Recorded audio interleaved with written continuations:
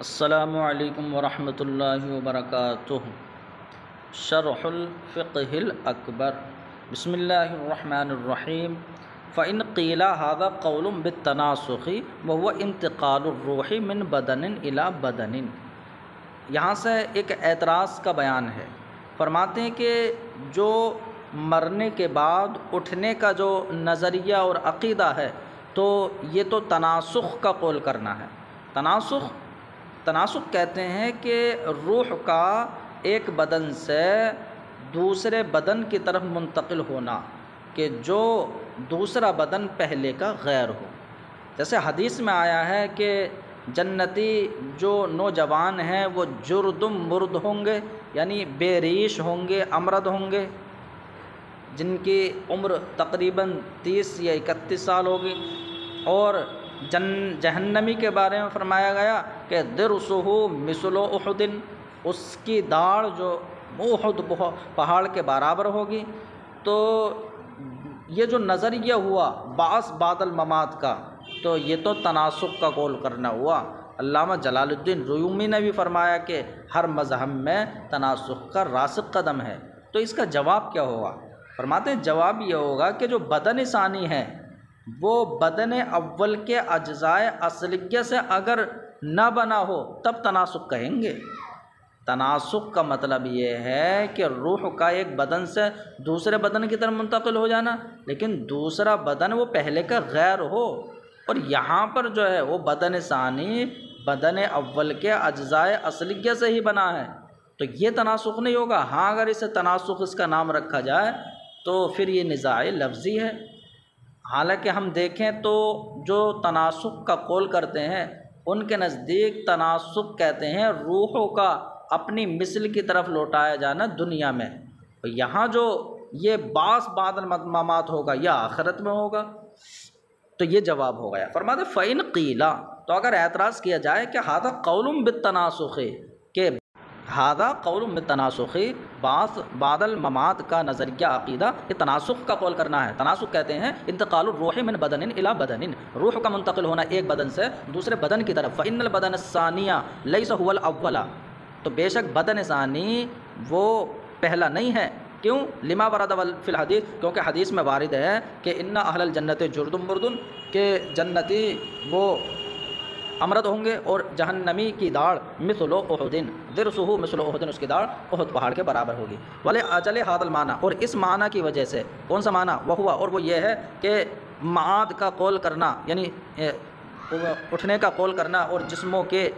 حشر کا قول کرنا، قول بالتناسخ، یہ تناسخ کا قول کرنا ہے۔ یعنی اس معنی کی وجہ سے ہی تو علامہ جلال الدین رومی رحمہ اللہ نے فرمایا ما من مذہب الا وللتناسخ فیہ قدم راسخ، کہ کوئی مذہب نہیں ہے لیکن تناسخ کا اس میں راسخ قدم ہے۔ تو اب جواب کیا ہوگا؟ فرماتے فالجواب انہ،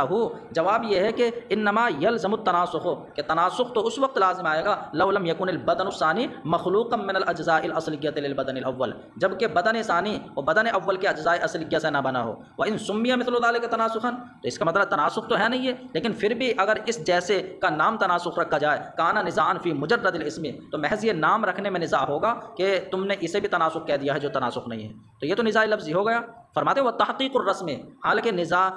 جو تناسخ ہے وہ تناسخ کی رسم کی تحقیق، یعنی حقیقی تعریف اس کی، علی ان التناسخ عند اہلہ، یعنی اس بنیاد پر کہ تناسخ اہل تناسخ کے نزدیک یہ ہے، تو اس کے تناسخ اہل تناسخ کے نزدیک یہ ہے کہ رد الارواح الی الاشباح فی الدنیا لا فی الاخری، تو حقیقتاً تعریف اہل تناسخ کے نزدیک یہ ہے کہ تناسخ کہتے ہیں روح کا اپنے ہم مثل کی طرف لوٹایا جانا دنیا میں، لا فی الاخری، اخری میں نہیں، تو اس کا مطلب وہ تو دنیا میں قول کرتے ہیں۔ فإنہم ینکرون الجنۃ والنار، بے شک اہل تناسخ تو جنت اور دوزخ اور تمام امور آخرت کے منکر ہیں، ولذا کفروا، اس لیے تو وہ کافر ہوئے۔ تو اس کا مطلب یہ ہے کہ اسے جو یہاں پر حشر اجسام کا جو قول ہے یہ تناسخ نہیں کہا جائے گا۔ اگر اسے تناسخ کہا جا رہا ہے تو یہ محض نزاع لفظی ہے۔ فرماتے ہیں لا یقال قولہ تعالی کلما نضجت جلودہم بدلناہم جلودا غیرہا، یہاں سے اب دوسرا اعتراض ہے۔ اعتراض یہ ہے کہ اللہ کا یہ فرمان ہے کہ کلما نضجت جلودہم، جب ان کی کھالیں وہ گل جائیں گی، گل سڑ جائیں گی، تو بدلناہم جلودا غیرہا، ہم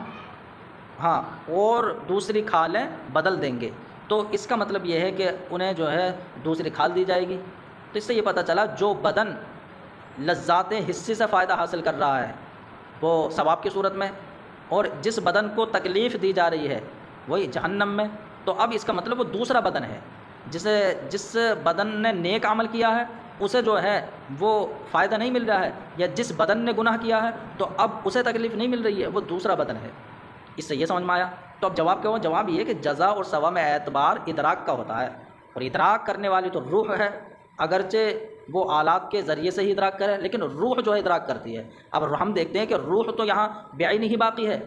ایسے ہی بدن کے اجزاء اصلیہ بھی باقی ہیں۔ ہاں تو وہی فرماتے ہیں کہ تو اس سے یہ سمجھ میں آیا کہ جو لذت حاصل کر رہا ہے یا جو تکلیف جسے دی جا رہی ہے تو وہ وہی ہے جس نے نیک عمل کیا ہے یا جس نے گناہ کا ارتکاب کیا ہے۔ فرماتے ہیں کہ لا یقال، یہ اعتراض نہیں کیا جائے گا کہ اللہ کا فرمان کو لما نضجت جلودہم بدلناہم جلودا غیرہا یفید ان یکون المصاب والمعاقب باللذات الحسیہ والآلات الجسمیہ، یعنی یہ اعتراض نہیں کیا جائے گا کہ اللہ کا یہ فرمان یہ اس بات کا فائدہ دے رہا ہے کہ جس کو ثواب دیا جا رہا ہے باللذات الحسیہ، ہاں حسی لذات کے ذریعے، حسی لذات کے ذریعے جس کو ثواب دیا جا رہا ہے، والمعاقب، ہاں والآلام الجسمیہ، اس کا تعلق اس سے اور جسمی، ہاں بدن کو بدنی تکلیفوں کے ذریعے جس کو سزا دی جا رہی ہے وہ بدن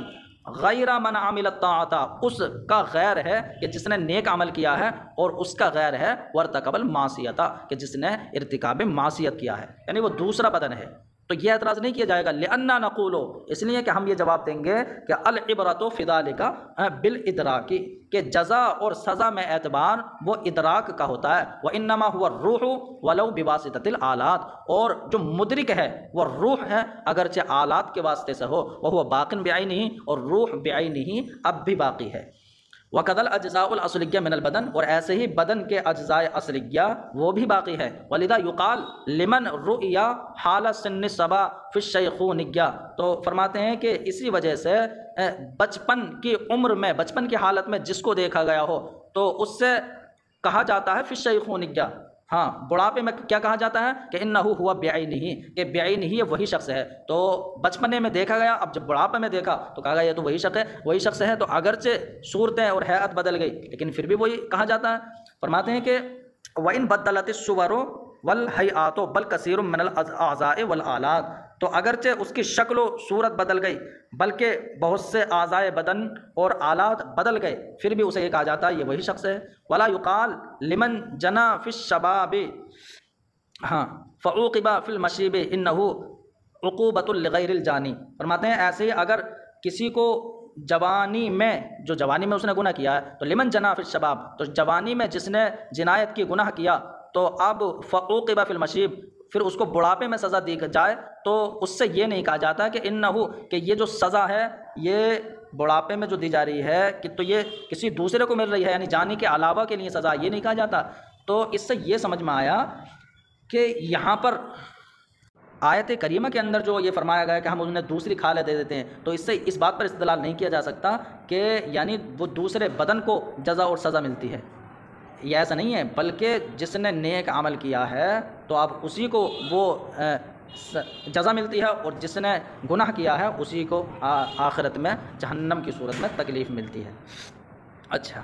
اب فرماتے ہیں کہ حدیث پاک کا جواب، جو حدیث پاک میں آیا کہ اس کی داڑھ بڑی ہو جاتی ہے جہنمی کی، تو اس کا مطلب بھی یہی ہو گیا، وہ حدیث میں سمجھ میں آ گیا ہوگا کہ وہاں پر بدن کے اعضاء پر ورم جیسا آ جاتا ہے تو وہ بدن کا عضو بڑا ہو جاتا ہے، ایسی داڑھ، اصل داڑھ تو وہی ہے، اب اس کو بڑا کر دیا گیا ہے، تو ایسا نہیں ہے کہ دوسرے جسم کو یعنی دوسرے جسم سے بدل دیا جاتا، وہی جسم ہوتا ہے۔ فرماتے ہیں فَكِبْرُ ضِرْسِ الْكَافِرِ، تو اب کافر کی داڑھ کا یہ بڑا ہو جانا یہ اس کے اعضاء پر ورم کے درجے میں ہے۔ ہاں، اب یہاں سے فرماتے ہیں کہ شرح مواقف میں یہ ہے کہ اجزاء اصلیہ سے مراد وہ اجزاء بدن ہیں جو اول عمر سے لے کر آخر عمر تک باقی رہتے ہیں۔ اس کا مطلب اجزاء اصلیہ یہ ہوتے ہیں وہ اجزاء جو باقی رہتے ہیں، اس کا مطلب جنہیں ڈی این اے کہا جاتا ہے۔ اب انسان وہ اپنے آخر عمر تک زندہ رہے، بعد میں وہ مر جائے تو پھر بھی اس کے جو اجزاء اصلیہ ہیں تو یہ باقی رہتے ہیں۔ اسی سے جو ہے وہ ڈی این اے چیک کر کے پتہ لگا لیا جاتا ہے کہ کون انسان ہے۔ تو شرح مواقف میں فرمایا کہ اجزاء اصلیہ ہی الاجزاء، وہ اجزاء ہیں کہ الباقیۃ من اول العمر الی آخرہ، جو اول عمر سے آخر عمر تک باقی رہتے ہیں۔ قال بعض الافاضل، بعض افاضل نے یہ کہا ہے کہ الاجزاء الاصلیہ ہی الاجزاء الحاصلۃ فی اول الفطرۃ، کہ اجزاء اصلیہ سے مراد وہ اجزاء ہیں جو اول فطرت میں انسان کو حاصل ہو جاتے ہیں، یعنی اول فطرت میں جو حاصل ہو جاتے ہیں وہ اجزاء ہیں۔ وہی وقت تعلق الارواح بالاشباح، اور وہ وقت کون سا ہے؟ وہ وقت ہے جب ارواح کا تعلق وہ اپنے بدنوں سے جوڑا جاتا ہے، جب روح کا تعلق وہ اشباح یعنی بدن سے ہوتا ہے، تو اس وقت ہی وہ اجزاء اصلیہ حاصل ہوتے ہیں۔ تو یہ ہوا، تو یہ اجزاء اصلیہ، انہی اجزاء اصلیہ کے ذریعے اللہ رب العزت اٹھائے گا۔ ہاں، تو اس سے یہ سمجھ میں آ گیا کہ وہ لوگ، یعنی ان لوگوں کی تمام باتیں بھی اس سے ساقط ہو گئے، ان کے اعتراض بھی ختم ہو گئے کہ جنہوں نے حشر کی نفی اس معنی کر کی ہے کہ اجزاء جمع کیے جائیں گے، تو اجزاء جمع کیسے کیے جائیں گے، تو اس لیے انہوں نے حشر کی نفی کر دی۔ تو اب ان کے تمام اعتراض ختم ہو گئے کہ نہیں، یہاں اجزاء کو جمع کرنا نہیں ہے، لیکن بلکہ وہی اجزاء اصلیہ، انہی کے ذریعے اللہ رب العزت جو ہے وہ جسموں کو زندہ فرما دے گا۔ فرماتے ہیں وَبِمَا ذَكَرْنَا، اور جو تفصیل ہم نے ذکر کی اس سے، کون سی تفصیل ہم نے ذکر کی؟ من بیانیہ، یعنی کہ اجزاء اصلیہ کا اعتبار ہے اٹھانے میں، تو جو جسموں کا حشر ہوگا اس میں اجزاء اصلیہ کا اعتبار ہے، تو اس سے سقط ما قالوا، تو لوگوں نے جو کہا ہے یعنی حشر کی نفی میں، تو وہ ان کے اعتراض ساقط ہو گئے۔ سقط، تو لوگوں کی وہ باتیں جو حشر کی نفی میں کہیں ہیں وہ باتیں ساقط ہو گئیں، بمعنی جمع الاجزاء ایضا علی ان الحشر اولا لا یکون الا بجمع الاجزاء من اول الامر الی آخرہ۔ تو جنہوں نے حشر کی نفی اس معنی میں کی تھی کہ تمام اجزاء کو جمع کیا جائے گا، ہاں، تو علی ان الحشر، یہاں سے دوسری بات فرماتے ہیں مزید یہ کہ حشر اولاً ان تمام اجزاء کے ساتھ ہوگا کہ جو اجزاء اول عمر سے آخر عمر تک ہیں، ہے نا۔ تو اب کیونکہ اعادہ ہونا نا، تو اعادے کا معنی پوری طریقے سے تبھی ثابت ہوگا، تو یہ اعلیٰ سے مزید دوسری بات ہے۔ ہاں، تحقیقا لمعنی الاعادتی، یعنی اعادے کے معنی کو ثابت کرنے کے لیے یہ تمام اجزاء کا، یعنی تمام اجزاء کے ذریعے جو ہے وہ حشر ہوگا، کما ورد انہ سبحانہ وتعالی یعید القلفہ والاجزاء المقطعۃ من الظفر والشعر، تو فرماتے ہیں جیسے کہ یہ وارد ہوا کہ اللہ رب العزت جو قلفہ ہے، یعنی جو کھال ختنے کرنے کی صورت میں جو کاٹی جاتی ہے، تو اس قلفہ کو بھی جو ہے اعادہ فرمائے گا، اور ان اجزاء کا بھی اعادہ فرمائے گا کہ جو کاٹ دیے جاتے ہیں، جیسے کہ ناخن ہے، بال ہے، والاجزاء المقلعۃ، اور ان اجزاء کا بھی اللہ اعادہ فرمائے گا کہ جن کو اکھیڑ دیا گیا ہے، من السن وامثال ذلک، جیسے کہ دانت اور اس جیسے۔ ثم انہ سبحانہ وتعالی یبقی ما ارادہ وَيُعْدِمُ مَا أَرَادَهُ عَلَى مَا تَعَلَّقَتْ بِهِ الْمَشِيَّةُ فِي الْكَمِّيَّةِ وَالْكَيْفِيَّةِ وَالْهَيْئَةِ۔ اب فرماتے ہیں کہ اللہ تعالیٰ جن اجزاء کو چاہے گا باقی رکھے گا، یعنی ان تمام کا اعادہ فرما دے گا، جن کو چاہے گا وہ باقی رکھے گا، اور جن کو چاہے گا اللہ رب العزت ختم فرما دے گا۔ فرماتے ہیں لیکن اعادہ اللہ رب العزت سب کا فرمائے گا، تاکہ جو ہے وہ اعادہ کہتے ہیں نا حشر بعد الممات ہوگا، تو اعادے کا معنی پا لیا جائے۔ پھر اللہ رب العزت یبقی ما ارادہ، جس کا یعنی جس کو باقی رکھنے کا ارادہ فرمائے گا انہیں باقی رکھے گا، وَيُعْدِمُ مَا أَرَادَهُ، اور جس کو معدوم اور ختم کرنے کا ارادہ فرمائے گا انہیں معدوم فرما دے گا، یعنی جیسے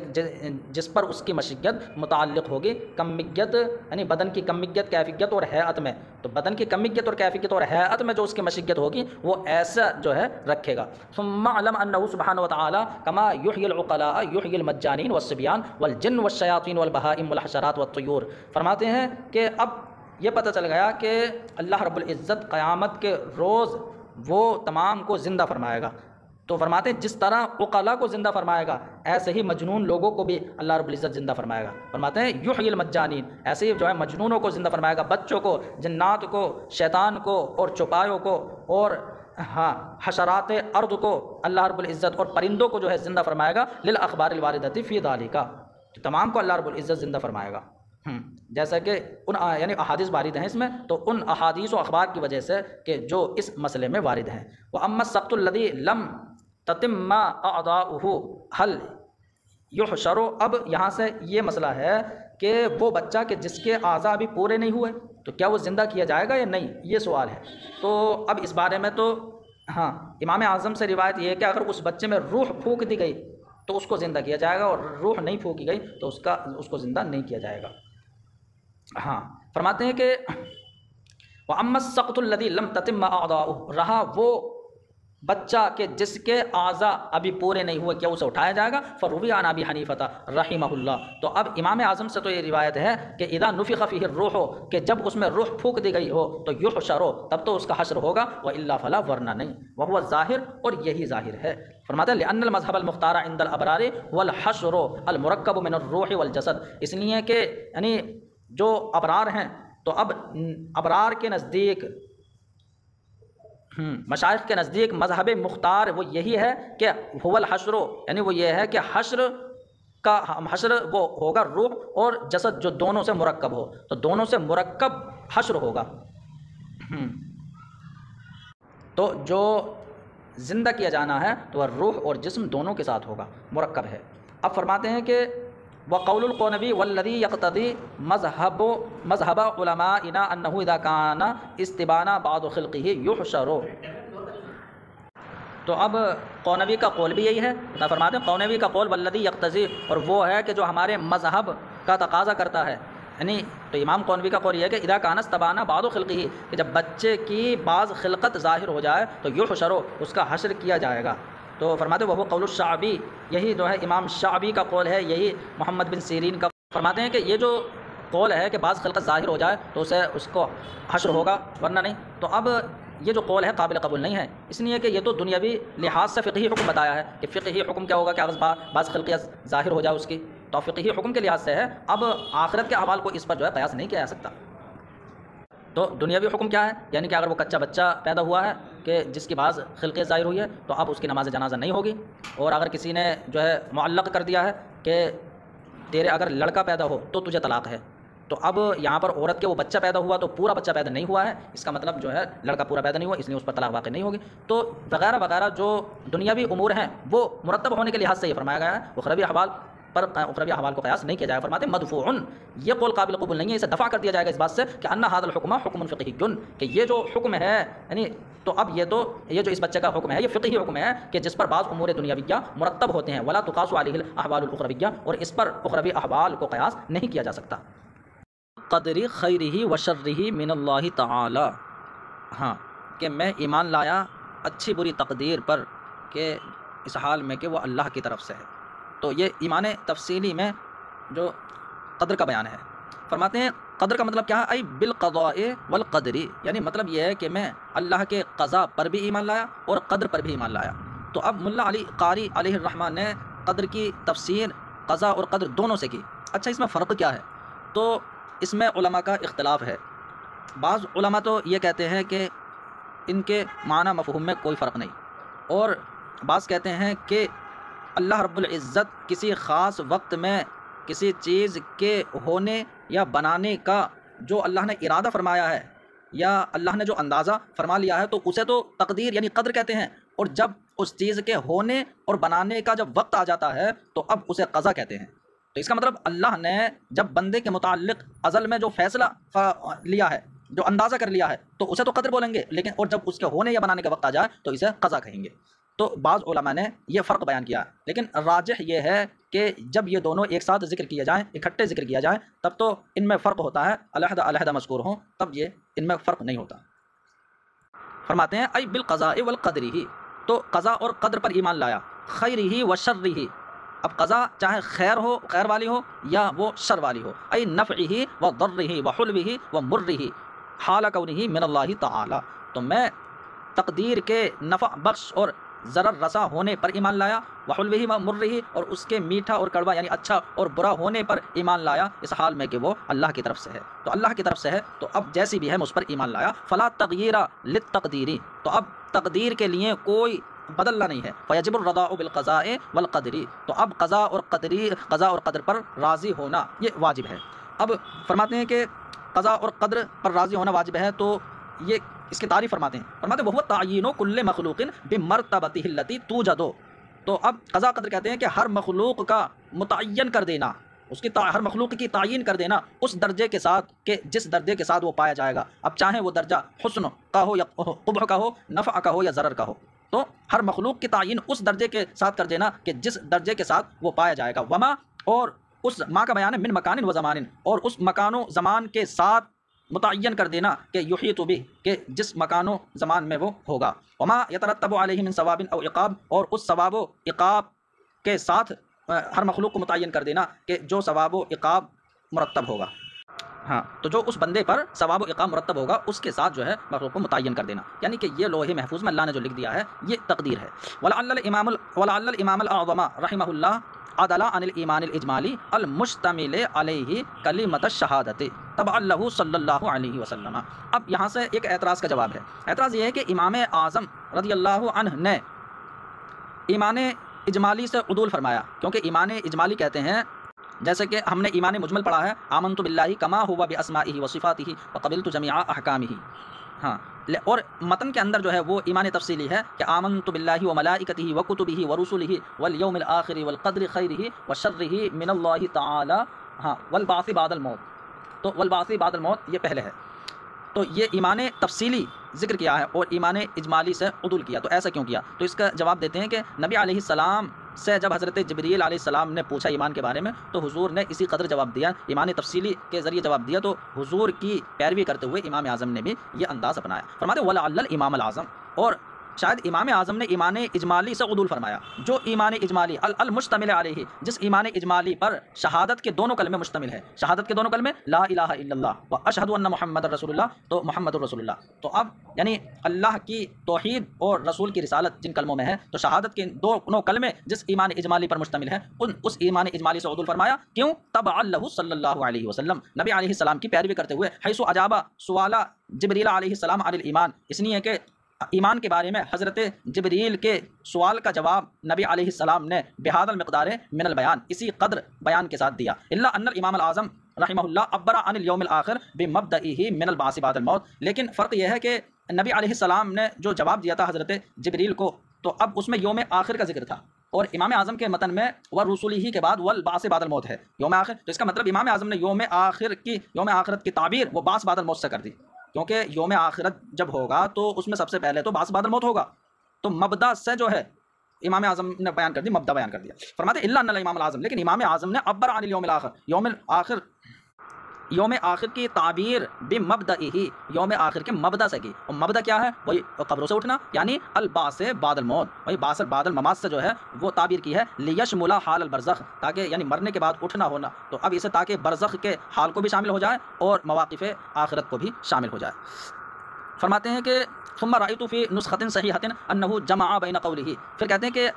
ملا علی قاری فرماتے ہیں کہ میں نے پھر ایک صحیح نسخے میں یہ دیکھا کہ امام اعظم نے والیوم الاخر والبعث بعد الموت دونوں کو جمع فرما دیا، تو اس کا مطلب اب تو پھر حضور نے جو فرمایا تھا اسی کی پیروی ہو گئی، تو فتعین ان يراد حينئذ من البعث بعد الموت هو الاحیاء في القبر، تو اب یہ بات متعین ہو گئی کہ اس وقت بعث بعد الموت سے مراد وہ قبر میں جو ہے وہ زندہ کرنا، یعنی قبروں سے اٹھانا مراد ہے، ہاں تو یہ ہو گیا، اب متعین ہو گیا۔ او اراد بالیوم الاخر جمیع احوال القیامت وما بعدها من المصوبۃ والعقوبۃ، ہاں اب یہ یا فرماتے ہیں کہ امام اعظم نے دونوں کو جب جمع فرمایا تو اب بعث بعد الموت سے وہ قبروں سے زندہ کرنا مراد ہے، ہاں اچھا تو یہ بیان ارادہ ہونا چاہیے، یعنی کہ یہ بیان ارادہ کا تعلق یعنی کہ امام اعظم نے دونوں کو جمع فرما دیا تو بعث بعد الموت سے تو یہ متعین ہو گیا کہ قبروں سے اٹھانا مراد ہے، لیکن اس کی وجہ یہ بیان ارادہ، یعنی اس کا تعلق ہے کہ امام اعظم نے دونوں کو جمع فرما دیا بیان ارادہ، بیں طور کے یوم آخرت سے مراد جو ہے وہ تمام احوال قیامت لیے ہیں، اور جو ان کے بعد ثواب و عقاب ہے وہ مراد لیا، تو یوم آخرت سے مراد لیا، پھر اس کے بعد امام اعظم نے ذکر کیا بعث بعد الموت، تو اب اس یوم آخرت سے یعنی بعث بعد الموت کو خاص کر لیا گیا، وہی حشر و نشر کو بیان کرنے کے لیے، پھر یعنی اس کی تخصیص مطلب تخصیص بعد تعمیم ہوگی، فرماتے ہیں کہ بیان ارادہ بیں طور کے امام اعظم نے یوم آخرت سے تمام احوال قیامت اور اس کے بعد جو ثواب و عقاب ہے وہ مراد لیا، ثم خص منها البعث للحشر والنشر، پھر امام اعظم نے ان احوال میں سے یعنی یوم آخرت میں سے بعث کو خاص کر لیا حشر و نشر کے بیان کے لیے، تو لفظ بعث کی تخصیص فرمائی، فإنه، اب یہ تخصیص کیوں فرمائی؟ ہاں یہ سوال ہو سکتا ہے، تو اب اس کے جو ہے دو جواب دیتے ہیں، فرماتے ہیں فإنه تخصیص اس لیے یعنی اسے تخصیص کے ساتھ ذکر کیا اس لیے کہ بعث بعد الممات ہی وہ مسئلہ ہے، سب سے پہلا وہ مسئلہ ہے فیہ نزاع اہل الکفر، کہ جس مسئلے میں یعنی کافروں کا مسلمانوں سے جھگڑا ہوا، یہی جو ہے پہلا مسئلہ ہے، کیونکہ بعث بعد الممات کا ہی تو انکار کرتے تھے کفار مکہ، اور دوسری وجہ یہ ہے کہ ولی انہا، اور اس لیے کہ بعث بعد الموت یہ ایمان تفصیلی کے اصول پر مشتمل ہے، اس لیے کہ مرنے کے بعد اٹھنے کا یہی عقیدہ، یہ جو ہے یہی عقیدہ سب سے جو ہے اہم ہے، اور یہ ایمان تفصیلی کے اصول پر مشتمل ہے، کیونکہ جس کا یہ عقیدہ ہوگا تو وہ دیگر عقائد بھی رکھے گا۔ ہاں فولی انہ، اور اس لیے کہ یہی بعض بعد الموت کا یہ عقیدہ ایمان تفصیلی کے اصول پر مشتمل ہے۔ تو اب فاراد بذالک ان ینبہک فی اول کتابہ اجمالا علی ما اراد بیانہ فیہ تفصیلا و اکمالا، تو فرماتے ہیں کہ یعنی تخصیص بعد میں بعض بعد الموت کو تخصیص کے ساتھ ذکر کیا، فاراد بذالک، تو بعض بعد الموت سے امام اعظم نے یہ ارادہ کیا کہ تم کو اپنی کتاب کے شروع میں اجمالا اس چیز پر تنبیہ کر دیں کہ کتاب میں جس چیز کے بیان کو تفصیلاً اور مکمل طریقے سے جس چیز کے بیان کا ارادہ کریں گے، تو جس چیز کو تفصیل اور اکمال کے طور پر بیان کرنے کا امام اعظم نے ارادہ کیا ہے، تو اس پر اجمالاً جو ہے اب کتاب کے شروع میں تنبیہ کر دی ہے۔ جیسے کہ کیسے فرماتے ہیں، جیسے کہ اجملہ بقولہ، امام اعظم نے اپنے اس قول کو اولاً اجمالاً بیان کیا بعض بعد الموت کو، ثم ذکرہ بقولہ آخراً، پھر آخر میں یعنی اپنے اس قول کو ذیل میں لائے کہ والحساب والمیزان والجنت والنار حق کلہ، کہ تو یہ تفصیل ہی تو ہو گئی کہ حساب اور میزان اور جنت اور دوزخ یہ سب کے سب حق ہیں، اور ایسے ہی صراط اور حوض وغیرہ مواقف قیامت یہ تمام حق ہیں، جیسے کہ ان کا بیان آئے گا اور ان کے دلائل آئیں گے۔ فرماتے ہیں ثم الامام الاعظم اوضح معنی التوحید بظہور المرام حیث قال واللہ تعالی واحد۔ ہاں پھر امام اعظم نے اپنے مقصود کو ظاہر کرنے کے لیے توحید کے معنی کی وضاحت کی، تو اب توحید کے معنی کی وضاحت کی، کیونکہ انہوں نے فرمایا واللہ تعالی واحد ای فی ذاتہ، اور اللہ تعالی واحد ہے اپنی ذات میں، لا من طریق العدد، عدد کے طریقے پر نہیں، یعنی اللہ تعالی واحد ہے اور یعنی ایک ہے، اور اللہ کے علاوہ کوئی دوسرا وہ ثانی ہے، ثالث ہے، تو اب عدد کے طریقے سے نہیں، ہاں لیکن اس طریقے سے واحد کہا گیا کہ اس کا کوئی شریک نہیں ہے۔ فرماتے ہیں واللہ تعالی واحد لا من طریق العدد، یعنی عدد کے طریقے سے نہیں، ای حتی لا یتوہم ان یکون بعدہ احد، ہاں یعنی عدد کے طریقے سے نہیں ہے یہاں تک کہ یہ وہم نہ ہو جائے کہ اس کے بعد اور کوئی ہے، تو اللہ تعالیٰ ایک ہے اس کے بعد اور کوئی دوسرا ہے، کہ عدد کا طریقہ مراد نہیں ہے، ولیکن من طریق انہ لا شریک لہ، لیکن اللہ تعالیٰ کو واحد وہ اس طریقے سے کہا گیا ہے، اس لیے کہا گیا کہ اس کا کوئی شریک نہیں ہے، یعنی ای فی نعتہ السرمدی، یعنی اپنی ہمیش صفت میں اس کا کوئی شریک نہیں ہے، لا فی ذاتہ، نہ تو اس کی ذات میں کوئی شریک ہے، ولا فی صفاتہ، نہ اس کی صفات میں کوئی شریک ہے، ولا نظیر لہ ولا شبیہ لہ، نہ تو اس کا کوئی نظیر ہے اور نہ اس کی کوئی شبیہ ہے۔ کما سیاتی فی کلامہ النبی تنبیہ علی ھذا التنزیہ، جیسا کہ یہ بات آئے گی کہ فی کلامہ النبی،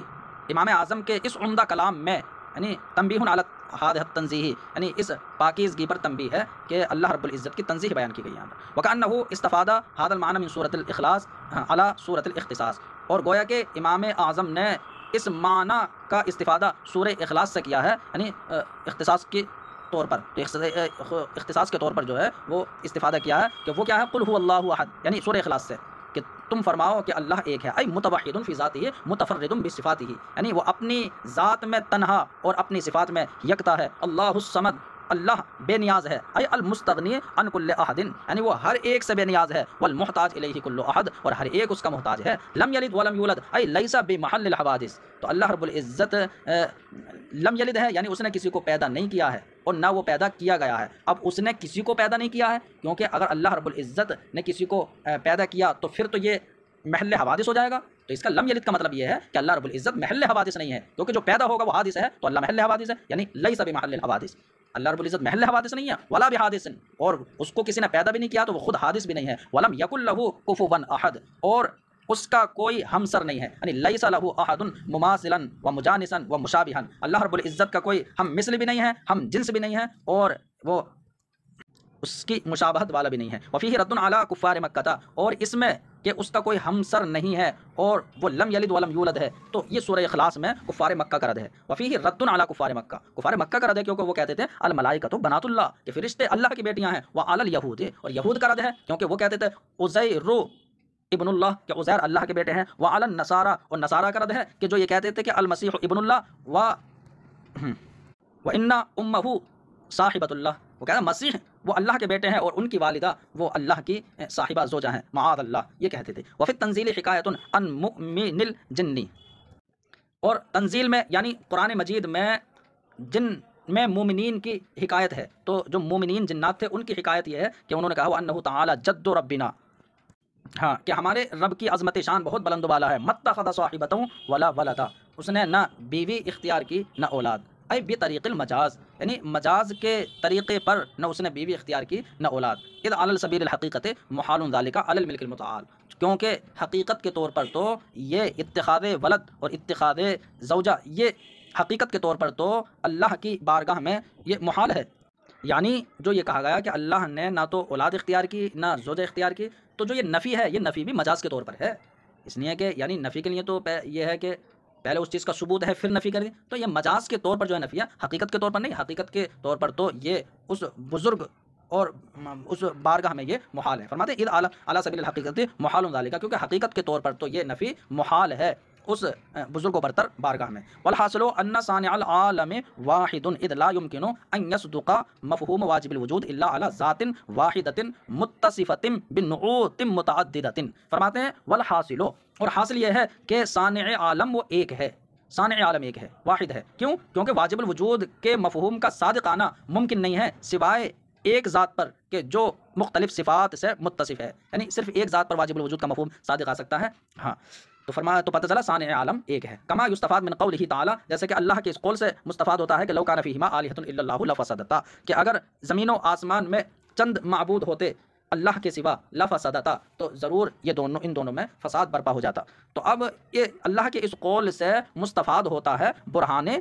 تمانع، برہان تمانع کے طریقے پر۔ تو برہان تمانع کے طریقے پر یہ مستفاد ہوتا ہے کہ صانع عالم واحد ہے۔ اس کا مطلب اس آیت کریمہ سے صانع عالم کی توحید کا اس بات وہ برہان تمانع کے طریقے پر ہوا۔ برہان تمانع کا مطلب یعنی تمانع کا مطلب آتا ہے کہ جھگڑا وہ ممکن ہے، امکان تمانع کہ تمانع اور ایک دوسرے کو روکنا یہ جو ممکن جہاں پر ہوگا تو اسے برہان تمانع کہا جاتا ہے۔ وہ تقریر اس کی تقریر اور وضاحت یہ ہے کہ لو امکن الہان لامکن بینہما تمانع، کہ قرآن میں یہ کہ اگر زمین و آسمان میں اللہ کے سوا چند معبود ہوتے تو ضرور ان میں فساد برپا ہو جاتا۔ اب یہ کہ چلو چند معبود تو دور کی بات، کم سے کم دو ہی معبود اگر ہوتے تو ان کے درمیان تمانع اور ایک دوسرے کو روکنا یہ ممکن ہوتا، ایک دوسرے کے ساتھ جھگڑا یہ ممکن ہوتا۔ کیسے کہ ایک یہ ارادہ کرتا کہ زید ساکن رہے اور دوسرا ارادہ کرتا کہ زید متحرک ہو، تو اب یہ دونوں یہ ارادہ کرتے، اب یا تو دونوں امر حاصل ہو جاتے تو اجتماعی ضدین ہے، اور اگر حاصل نہ ہو تو اس کا مطلب ایک کا حاصل ہوا ایک کا نہیں، تو اب یہاں پر ایک کا عجز لازم آ جائے گا جو کہ یعنی حدوث و امکان کی علامت ہے۔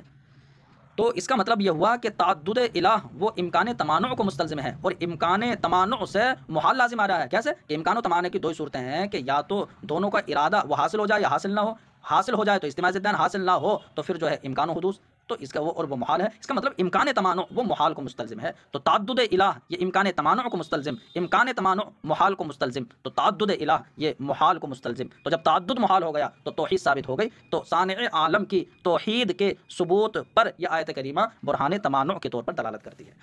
ہاں اب فرماتے ہیں کہ بِأَن يُرِيدَ أَحَدُهُمَا سُكُونَ زَيْدٍ، کہ اگر دو معبود ممکن ہوں تو ضرور ان کے درمیان تمانع ہوگا، یعنی تمانع ممکن ہوگا بئی طور کہ ایک سکون زید کا ارادہ کرے گا والآخر حرکتہ، اور دوسرا وہ حرکت زید کا ارادہ کرے گا۔ اب یہاں پر ایک اعتراض ہوگا، اعتراض یہ ہے کہ یعنی